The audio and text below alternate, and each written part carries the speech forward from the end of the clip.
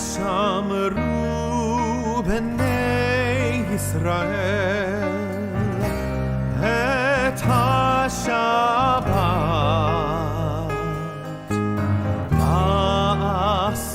לעשות את השבת לדורותם ברית עולם לדורותם ברית עולם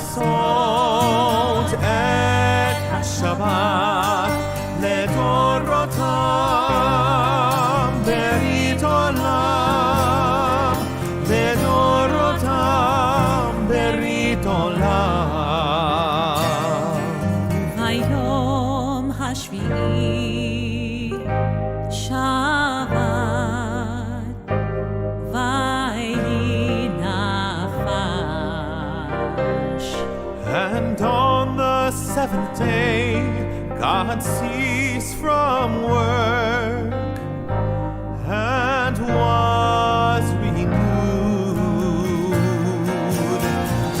Eshamru b'nei Yisrael et ha-Shabbat la'asot et ha-Shabbat לדורותם ברית עולם, לדורותם ברית עולם.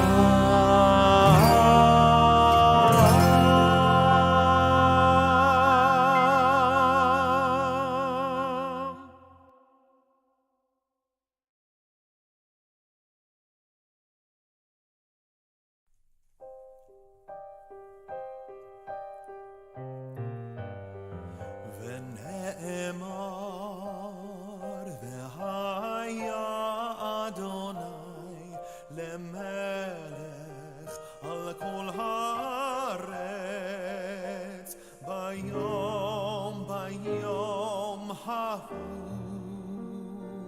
יהיה אדוני אחד ביום ההוא יהיה אדוני אחד ושמו אחד ביום ההוא יהיה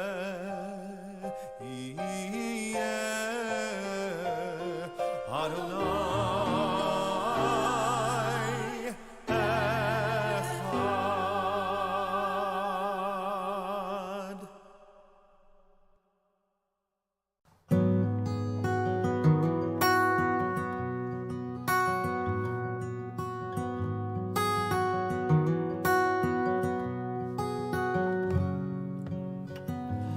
Hashkivenu Adonai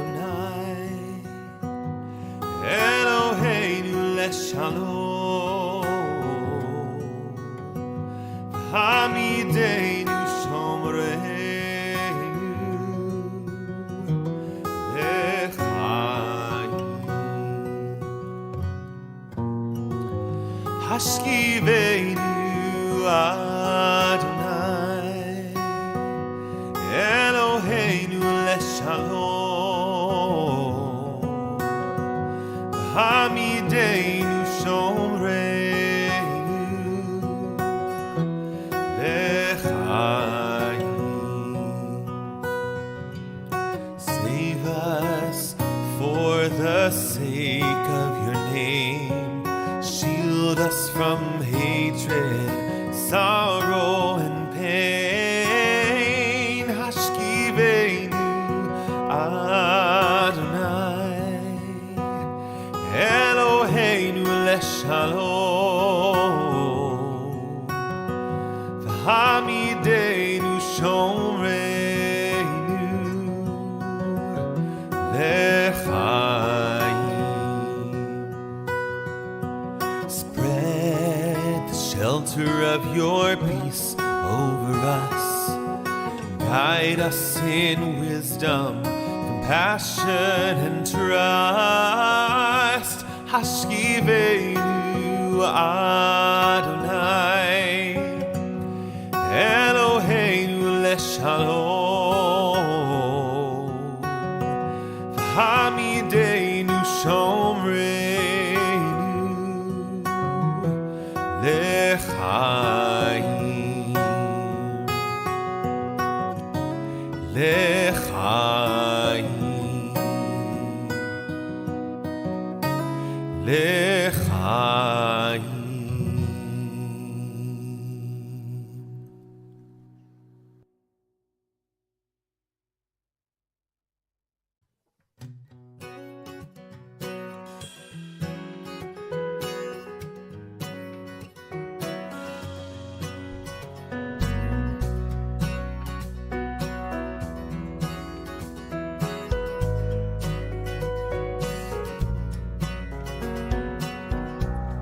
If you are a 10, then we're Nitzavim. We stand here today and remember the dream. If you are a 10, then we're Nitzavim. We stand here today and remember the dream. Kehila, Kedosha, Kehila, Kedosha, Kehila, Kedosha, Kehila, Kedosha,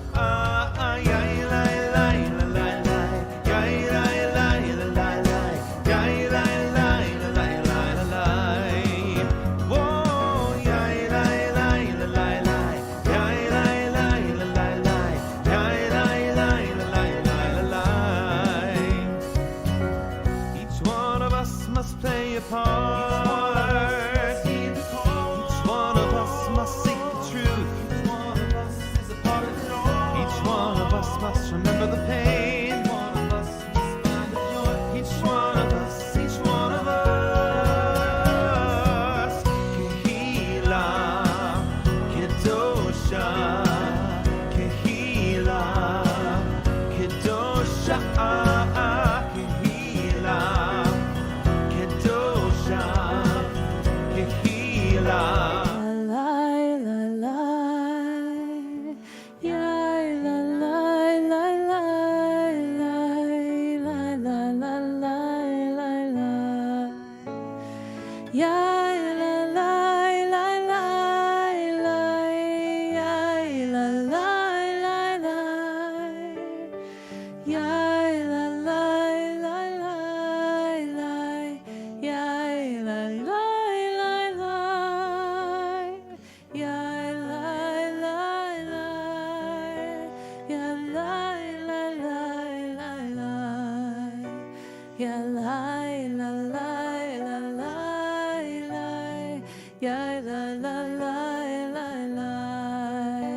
ya lai la lai la lai, ya la lai la lai, ya la lai la lai lai la la la lai lai lai, ya la lai lai lai lai la lai la lai lai lai, ya la lai lai lai lai, ya la lai lai lai, ya lai lai lai, ya lai la lai lai lai, ya lai la lai lai lai, ya la la lai lai lai.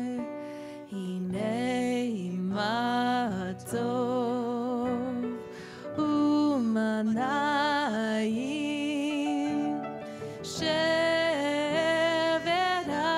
achim gam yachad. Hinei ma tov umanayim shevet achim gam yachad. Hinei ma tov umanayim shevet achim gam yachad. Yedi nefesh av harachaman mishochav el retzonach, yarutz avdach kimo ayal, yishtachaveh el mul hadorah, yerav lo yedidutach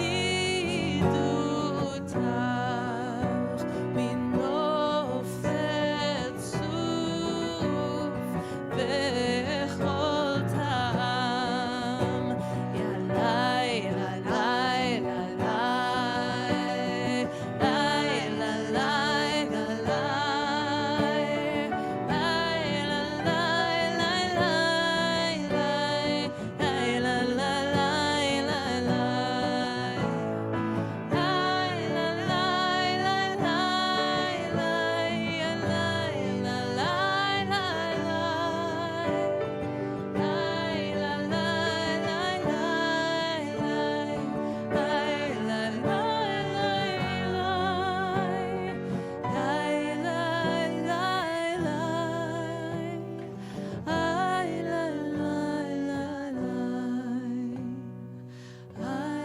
lai lai lai,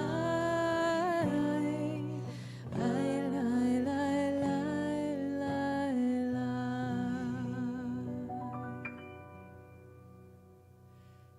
Shabbat Shalom, everyone.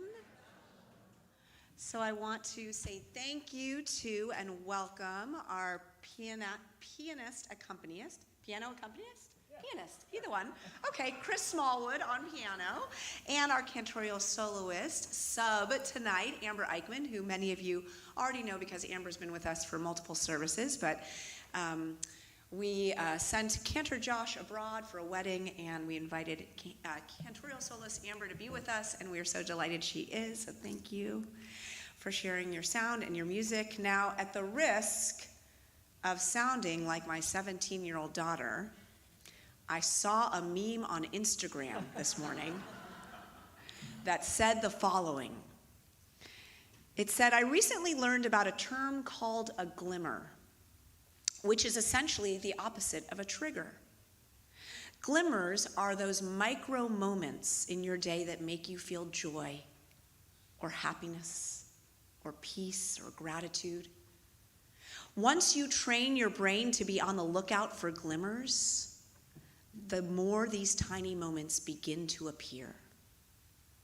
I love this idea so much that I sent a screenshot, going with the theme, to my favorite sports psychologist, Emily Saul, who responded by telling me that the term glimmers comes from a therapeutic modality called polyvagal theory. When you pay attention, or rather what you pay attention to grows. So, she said, seek out those glimmers and let them shine. Now, we all know people who live from crisis to crisis, from ache to ache, from worry to worry, because that's what they pay attention to. In Judaism, we say mitzvah goreret mitzvah. One good deed leads to another. We have to actively practice our actions, and we have to actively practice our thoughts. And that includes the things that we notice.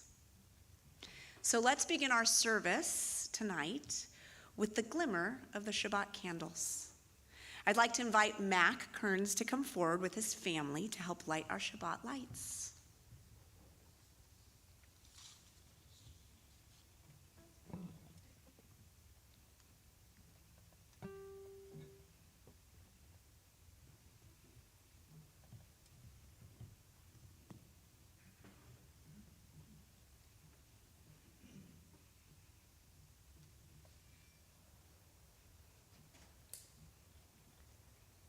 Baruch atah Adonai, Eloheinu melech haolam, asher kitshanu b'mitzvotav, v'tzivanu lehadlik ner, lehadlik ner shel Shabbat.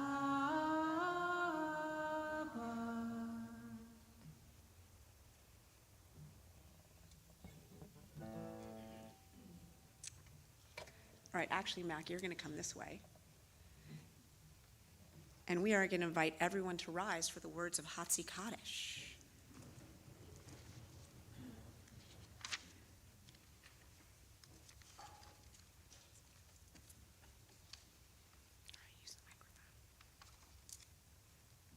Yitgada v'yitgada shamei rabba. Amen. Be'alma divra hivute v'amik mahute. Becha yehonu v'yom ehon. Uchaye dehot beit Yisrael. Bagala uvisman. Kariv v'meru. Amen. Yesh me rabba mevora. Leolam olam me'almaya. Yitbarak v'yishtabak. Vitpa'ar v'tromam v'naseh.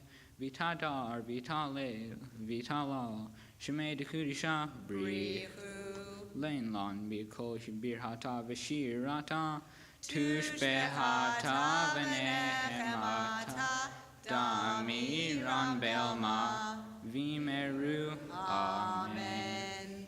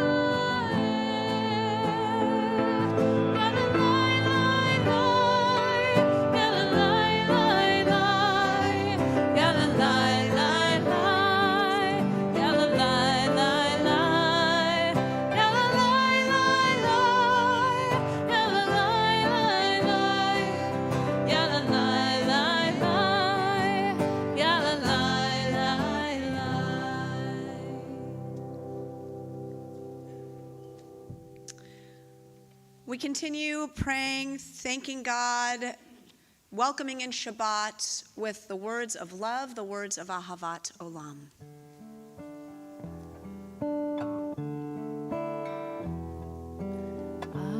אהבת עולם, בית ישראל, עמך אהבת, עמך אהבת.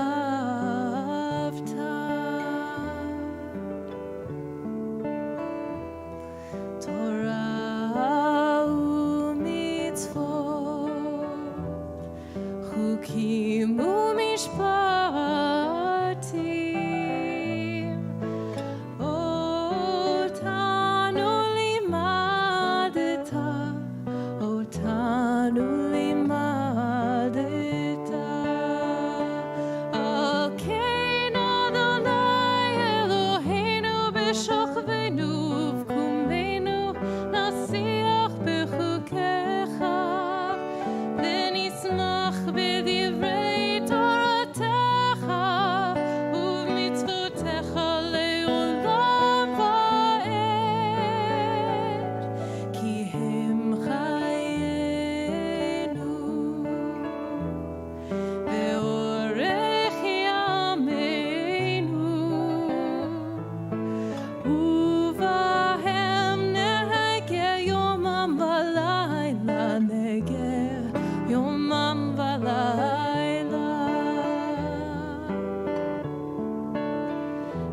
ואהבתך אל תסיר ממנו לעולמים. ברוך אתה אדוני, אוהב עמו ישראל.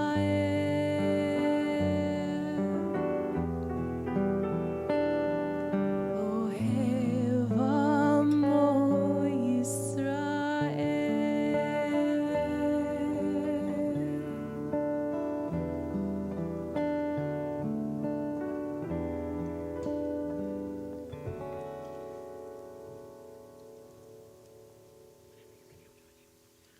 Shema Yisrael, Adonai Eloheinu, Adonai Echad. Baruch Shem Kevod Malchuto, Leolam Vaed. Mac's going to continue leading us. Please chant with us for the words of Ve'ahavta. ואהבת את אדוני אלוהיך בכל לבבך ובכל נפשך ובכל מאודיך. והיו הדברים האלה אשר אנוכי מצווך היום על לבביך, ושיננתם לבניך ודיברת בם בשבתך בביתך ובלכתך בדרך ושוכבך ובקומך ושרתם להיות על ידיך והיו לטוטפות בין עיניך וכתבתם על המזוזות ביתך ובשעריך למען תזכרו ועשיתם את כל מצוותי והייתם קדושים לאלוהיהם. אני אדוני אלוהיהם אשר הוצאתי אתכם מארץ מצרים להיות להם לאלוהים. אני אדוני אלוהיהם.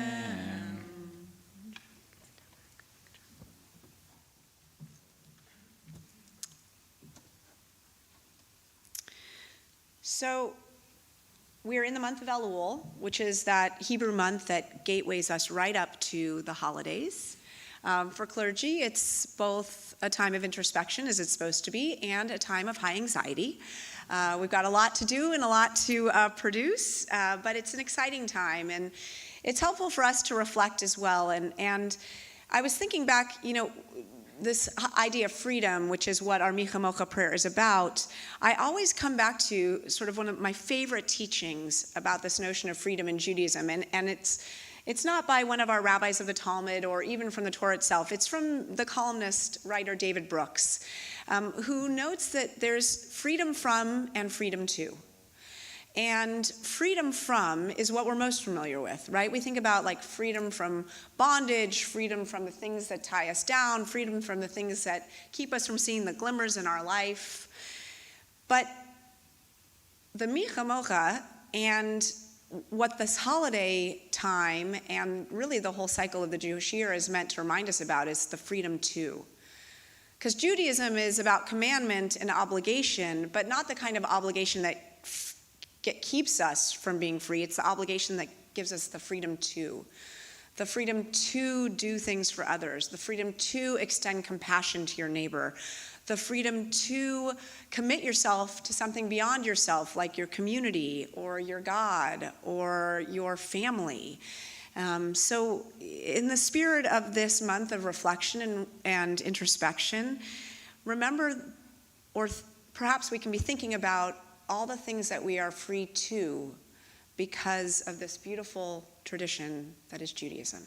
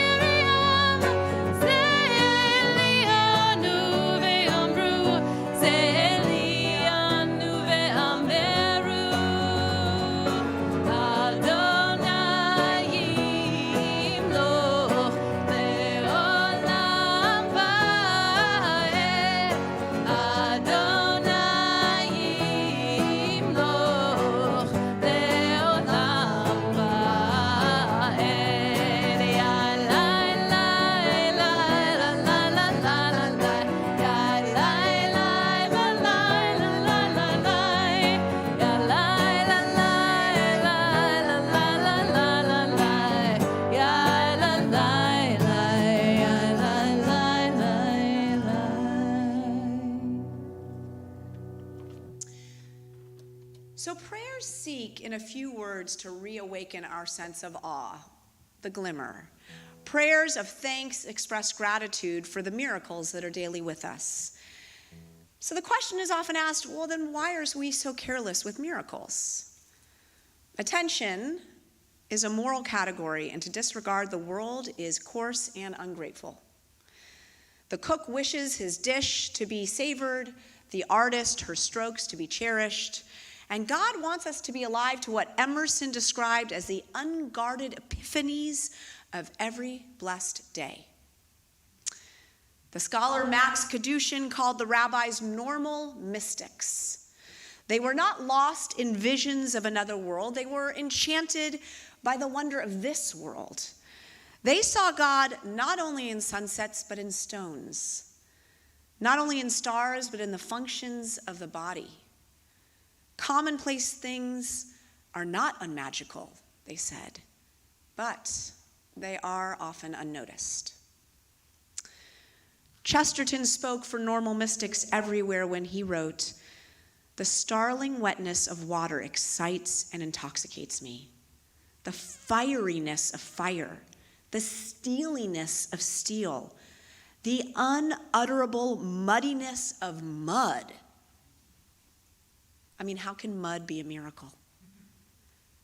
But if you watch a child roll in it with delight and wonder, then you can return a prayer of gratitude and realize that the only limit to the miraculous in this world is just the limit of our awareness. Please join us in the words of Hashkivenu.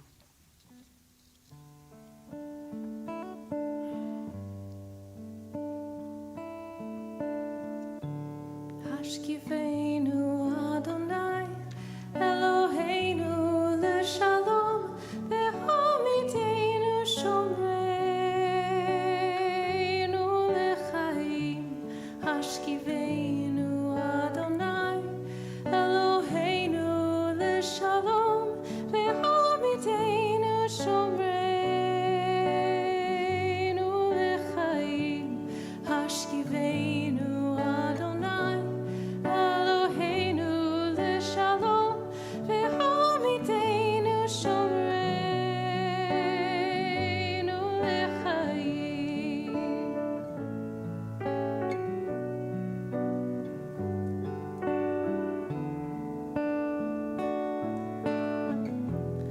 Ushmor tzitenu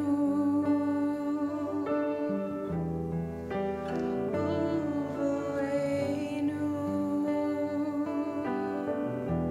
lechaim u'shalom me'ata ve'ad olam.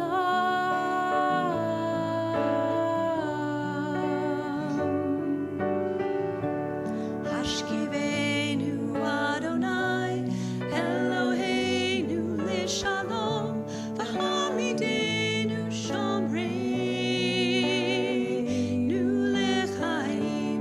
Hashkivenu Adonai Eloheinu leshalom v'hamidenu shomreinu lechaim. Hashkivenu Adonai Eloheinu leshalom v'hamidenu shomreinu lechaim.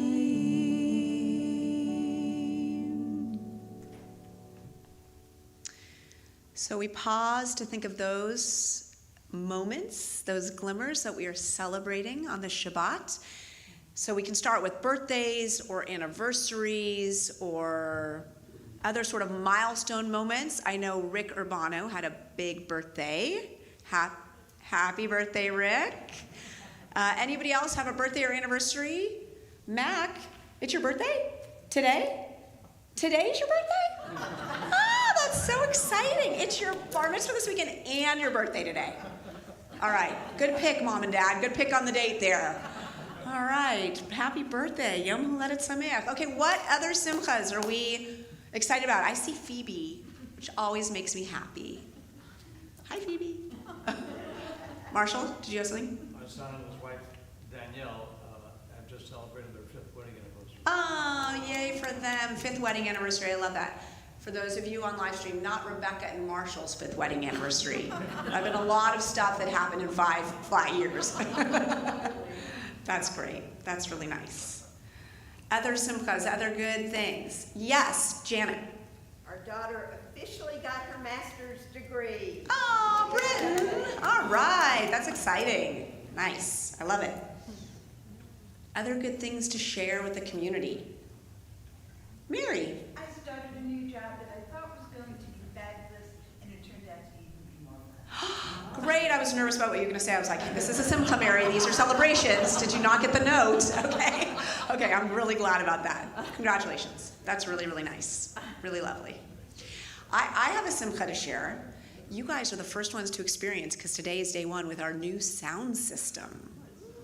I know. It's going to even get better, but it's already so exciting. So we're very happy about that. It only took like 20 years, so yay, Micah.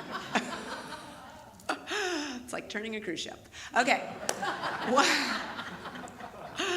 Openings on the board. No, I'm just kidding. Other simchas, other celebrations? All right. I see Rabbi Flip frustrated in the back, so something might not be going well. Okay, no, it's good. All right, I can't see what's behind me, so. Okay, well, we're gonna go on. Mac, I'm gonna invite you to come back up, and we're gonna have everyone please rise for the words of the Amidah. We're gonna hold this.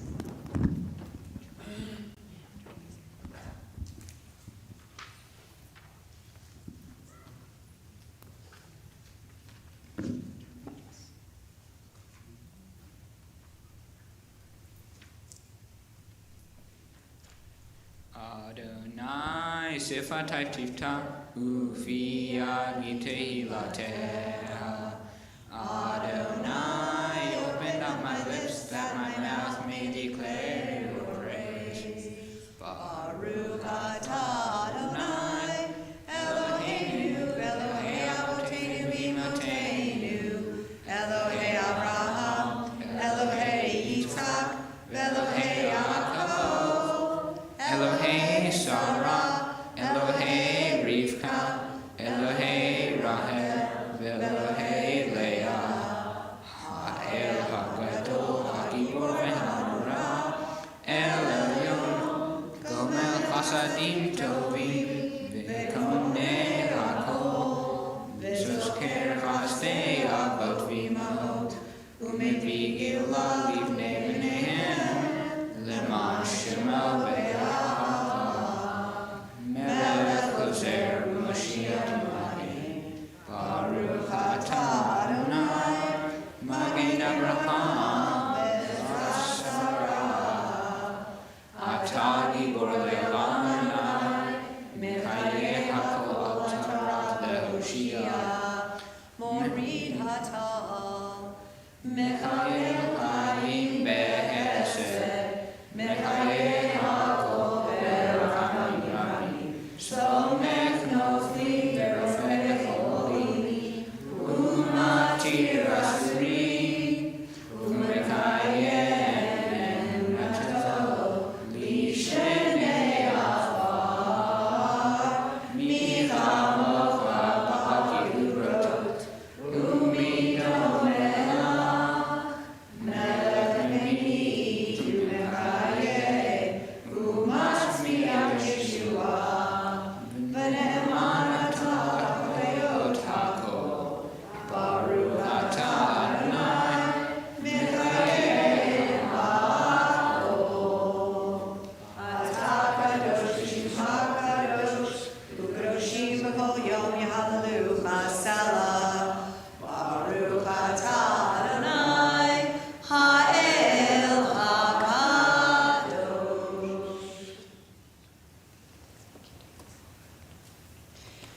Please take these next few moments for your own silent prayer and find your seat when you're ready.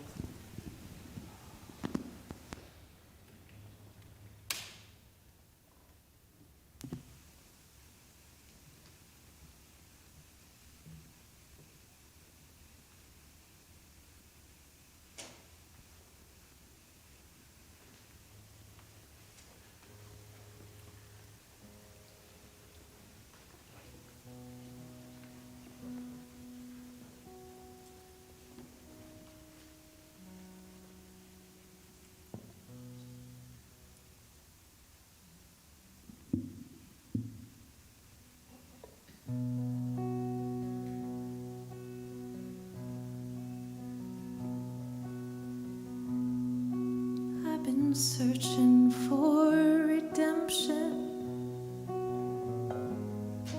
from the comfort of the dark. It comes for a fleeting moment, leaving nothing but a spark. I sought out an angel's landing, a sanctuary for a refugee. I searched far and wide through Zion, looking for some place to set me free. But these rocks will hold me, these trees will break my fall. I can make it all the way, even if I have to crawl. These rocks were made from sand over miles and many years, and maybe they will crumble, but that I cannot fear. I cannot live in fear.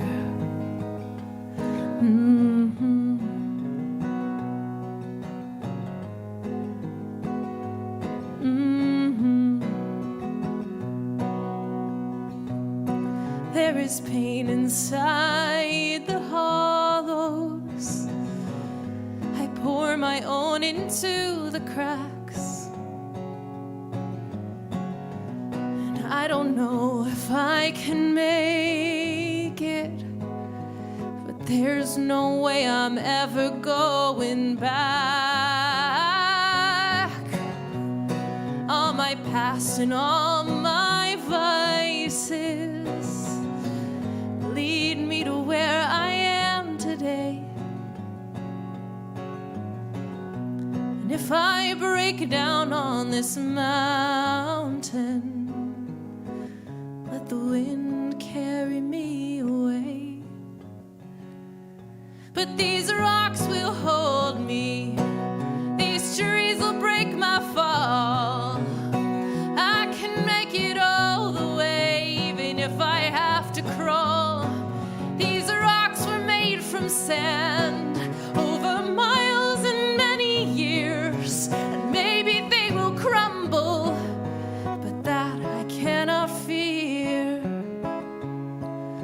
I cannot live in fear.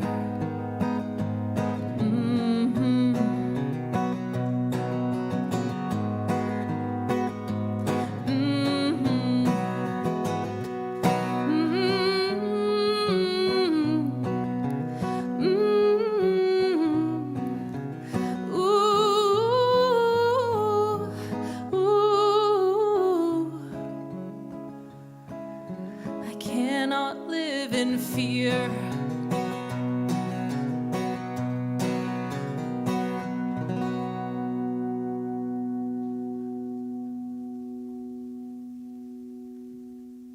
Thank you, Amber.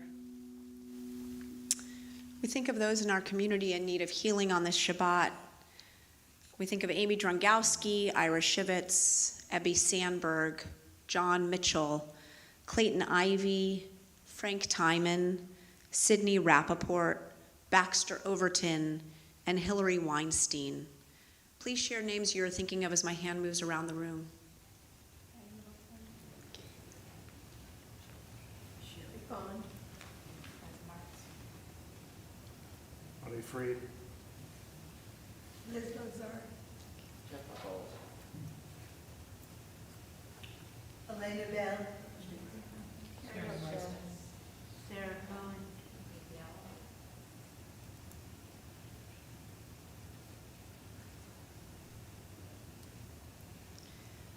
Please join with us in a prayer of healing.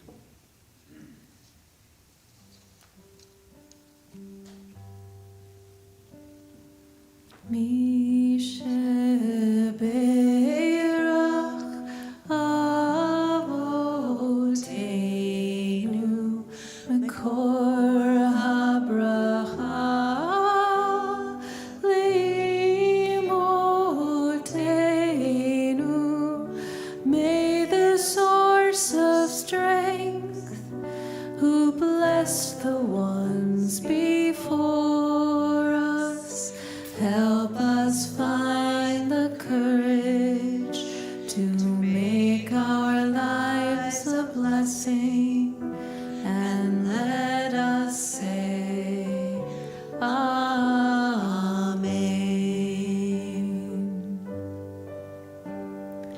Mi sheberach imotenu mekor habracha lavotenu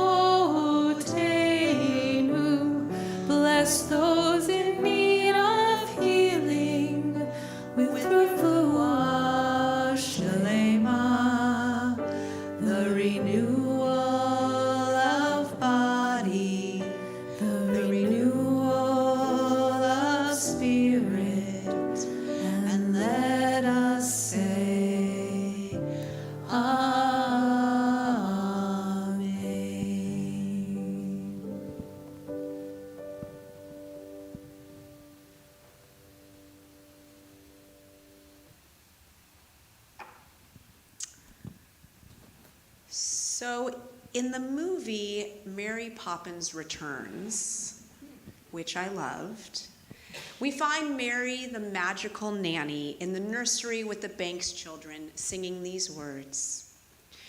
Do you ever lie awake at night, just between the dark and the morning light, searching for the things you used to know, looking for the place where the lost things go?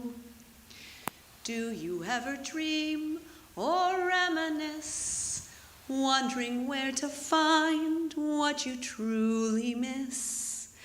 Well, maybe all those things that you love so are waiting in the place where the lost things go. Have you ever been talking on your cell phone to a friend or a loved one while simultaneously rummaging through your pockets or your handbag looking for your cell phone? Have you ever searched high and low, near and far, for your glasses only to realize that they are on top of your head? Have you ever misplaced something, retraced your steps, and not been able to find what you lost, and felt so frustrated and mentally impaired because you are certain you could only have put said lost item in one of 3 places, and it's not in any of them? Yes, Rabbi Flip, I wrote this sermon for you. Plenty of parents, self-help gurus, and psychics, that's what I wrote, will offer to assist you in finding lost stuff. But most of their suggestions are either obvious, like calm down, clean up. They're suspect, the 18-inch rule, whereby the majority of missing items are supposedly lurking less than 2 feet from where you thought they would be, or they're rather new agey. Picture a silvery cord reaching from your chest all the way out to your lost object. These tricks, while helpful, have their limitations. Your phone needs to be on and not dead. Your car needs to be within range. You need to have the foresight to stick a tracking device onto the particular thing you're going to lose before you've lost it. And then there's the issue of passwords, which are to computers what socks are to washing machines. The only thing in the real or digital world harder to keep track of than a password is the information required to retrieve it, which is why it is possible, as a grown adult, to find yourself caring about your first grade teacher's pet iguana's middle name. Now, data from one insurance company survey suggests that the average person misplaces up to 9 objects a day, which means that by the time we turn 60, we will have lost up to 200,000 things. Granted, you'll get many of those items back, but you'll never get back the time that you wasted looking for them. In the course of your life, you'll spend roughly 6 solid months looking for missing objects.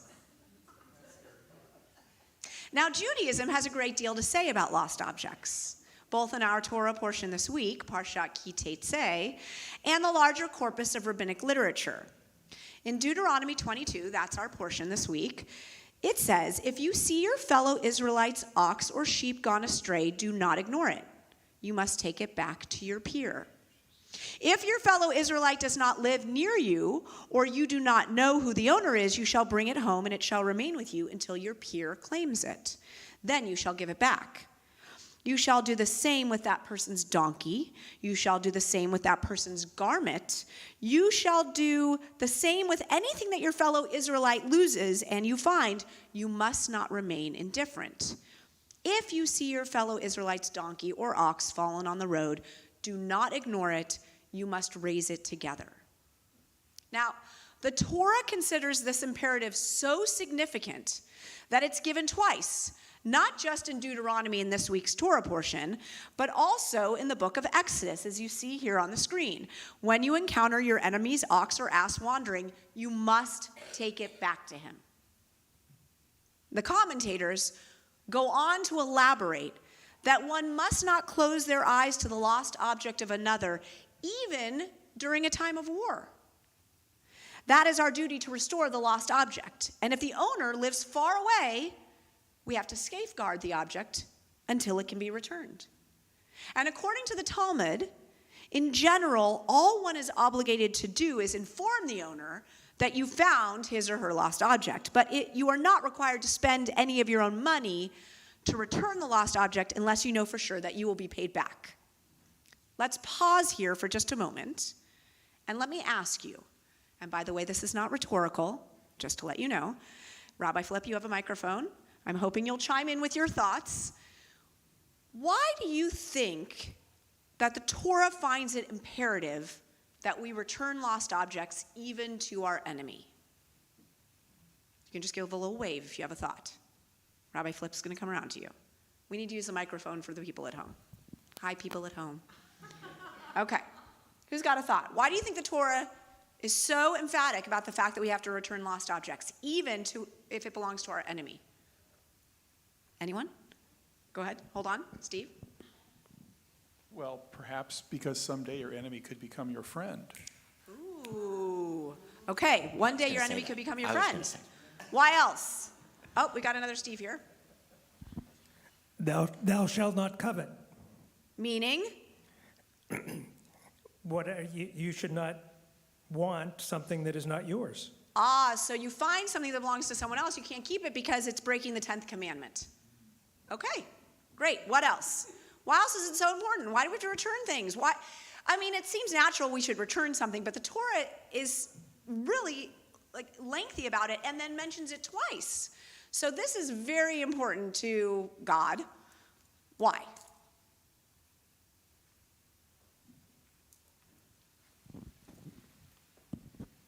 I would want them to do the same for me. So it's part of the do unto others as you would have them to do, or what is hateful to you, do not do to another. So if it would be hateful to you to not have something returned to you, you don't want to do that to someone else. Okay, why else? Anyone? Getting your exercise. I prefer Phil Donahue to Jerry Springer. So it doesn't look like stealing?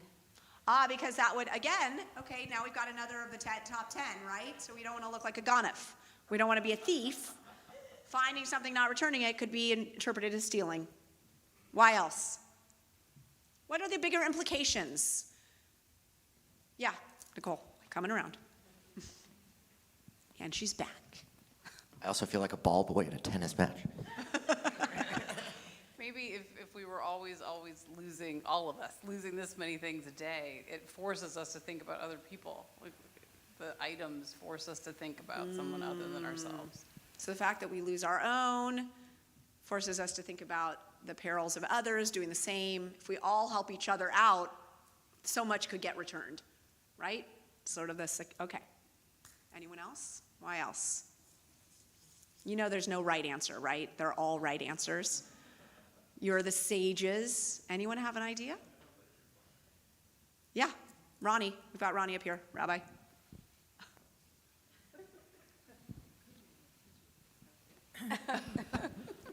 Well, I'm just thinking if the ox or the ass is what they use to get all of the things that they need to survive, and they don't have it anymore, then you are now responsible for their survival because you've kept something that they need to survive. So how do you live with yourself because you've taken away the only means that they have So for survival? we've had do not covet and do not steal, and now we have do not place a stumbling block before the blind, right? We keep something that they require for their livelihood. It's essentially placing a stumbling block before them. Good, okay. Anyone else? Anything we haven't thought of? Yeah, coming back. Well, you know, unfortunately, our friends at home, and we love you, can't hear Because you didn't earn it.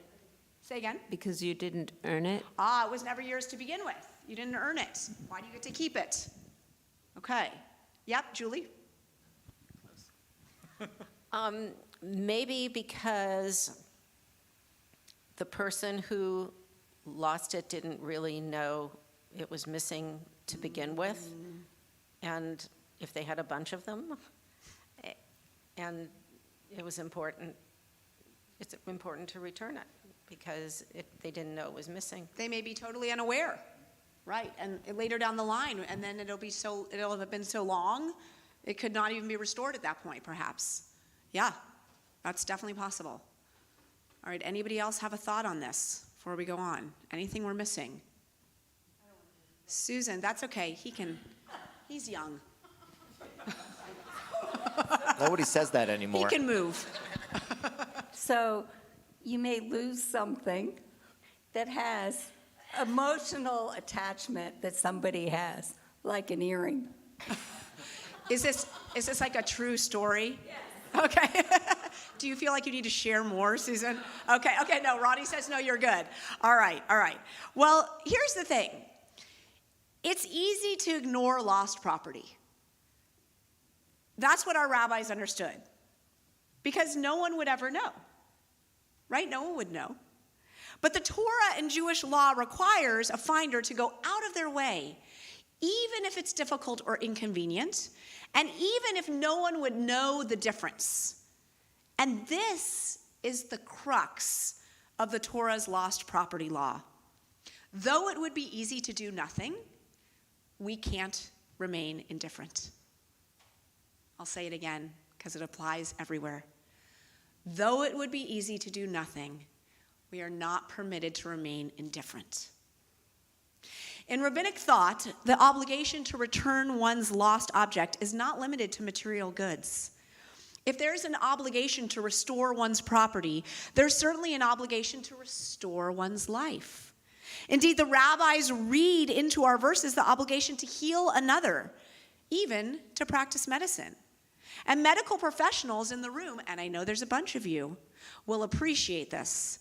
Because the word v'hashevotah, literally meaning you shall return to him, is creatively read as you shall return that which is essential, someone said essential, back to him. If one has the capacity to save another person, they must not stand by and they must act. In other words, if we know that someone needs, say, medical treatment, we have to administer that treatment if we have the skills. Is there a doctor on the plane? If we do not, we have to help provide money. We have to restore health, just as a lost object must be restored to its proper owner. Building upon this logic, we may have our physical goods and we may have our physical health, but we might feel spiritually adrift. We may feel like we are at an impasse. In our lives, there are times when we feel like we need to be spiritually restored, to have our inspired souls returned to us. This Hebrew month of Elul is a time when we're told that God has left the heavenly palace above. Just go with me on the imagery here. God has left the heavenly palace above and is walking below among us.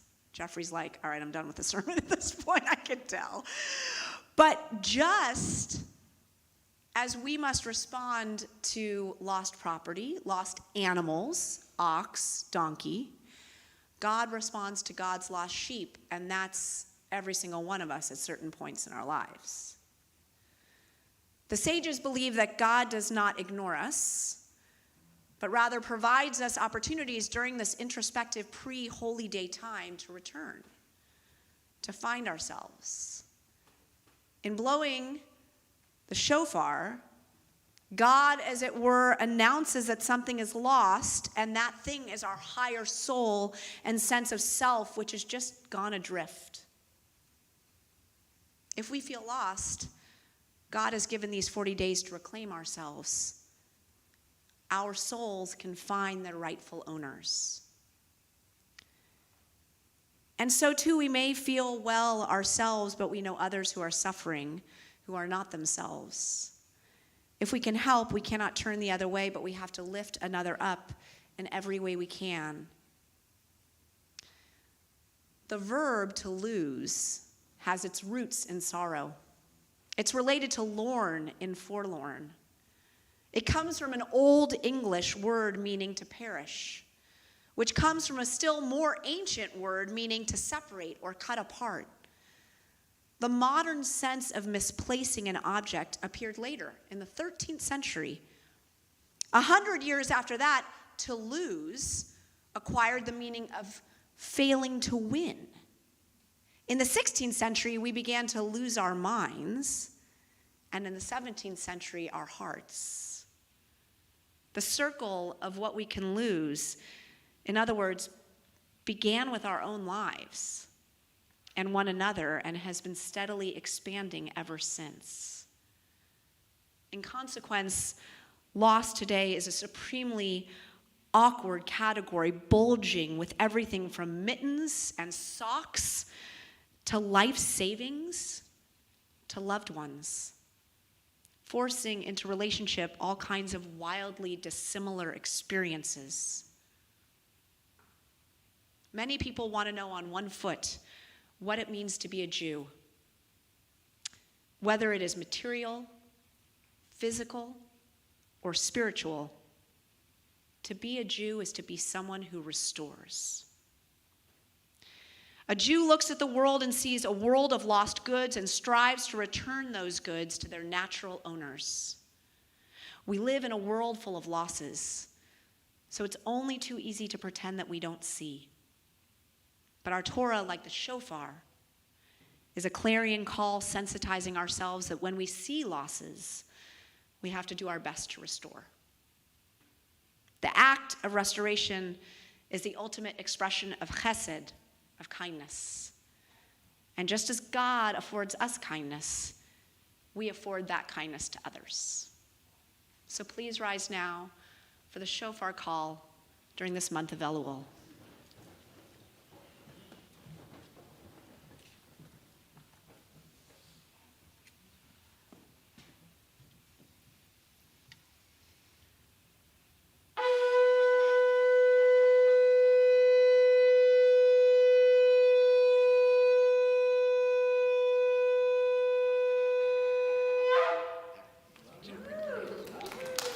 We'll invite you to remain standing for the words of Elenu if anybody would like to come forward and help open the ark doors. Mac, you definitely need to come. Maybe bring your brothers. Harry, Baker, why don't you guys come open the ark doors?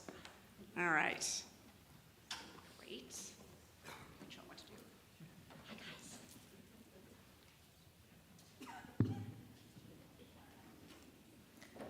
Aleinu l'shaveach l'Adon hakol, l'teis gedula le'otzeh.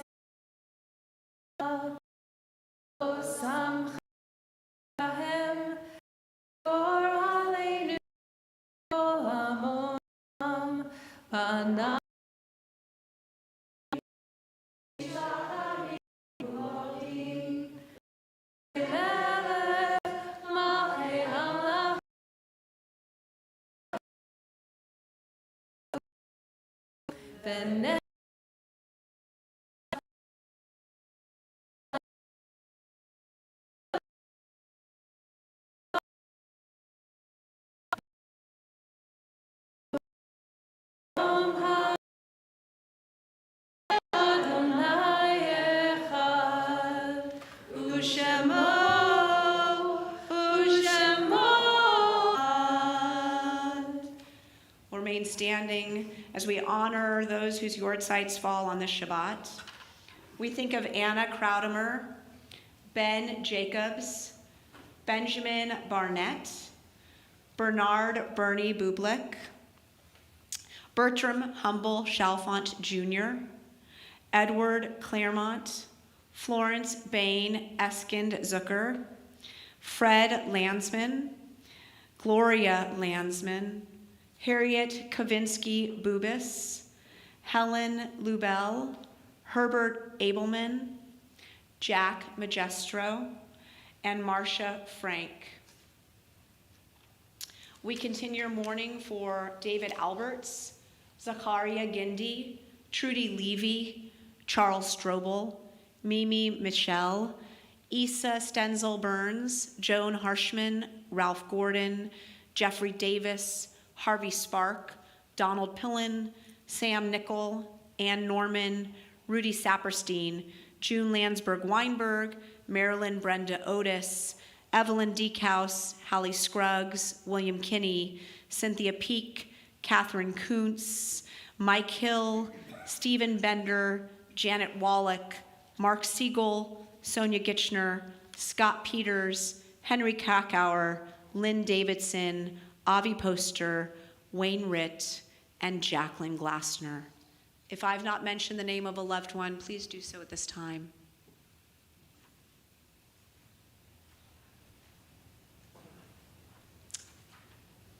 Yitgadal v'yitkadash shemei rabbah, be'alma divrach yirtei v'amlich malchutei, b'chayachon v'yomechon v'chayei d'chol beit Yisrael, ba'agala v'zman kari v'imru amen.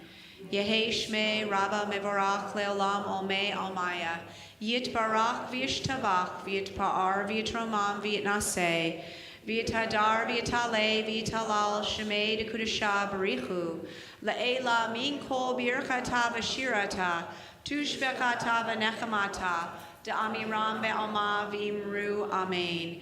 Yehei shlama rabba min shemaya, v'chayim aleinu ve'al kol Yisrael, v'imru amen.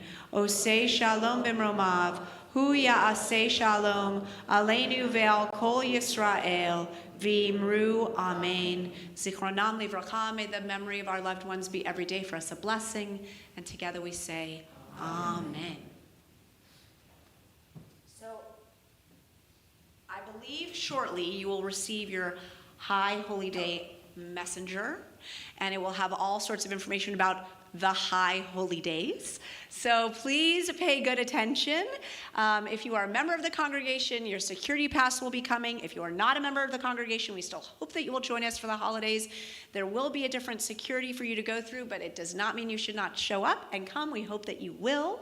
And everything is on the website that you need to know, all sorts of great upcoming adult ed and offerings, so don't miss out. Thank you again to Chris and Amber for joining us musically this evening, and please join us for Kiddush. Baruch atah Adonai Eloheinu melech haolam, borei peri hagafen.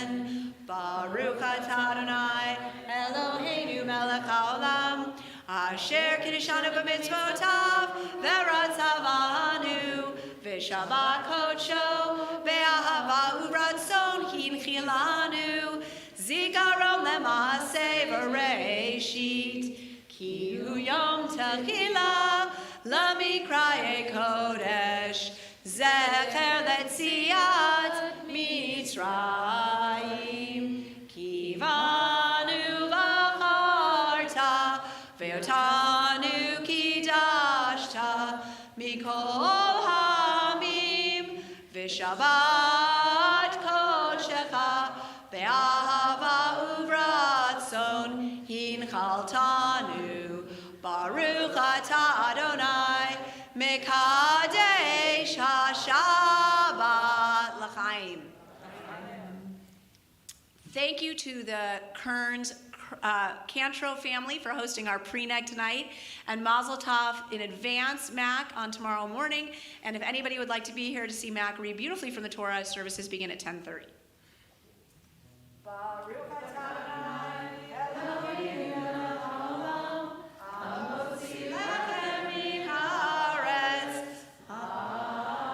Shabbat Shalom, everyone.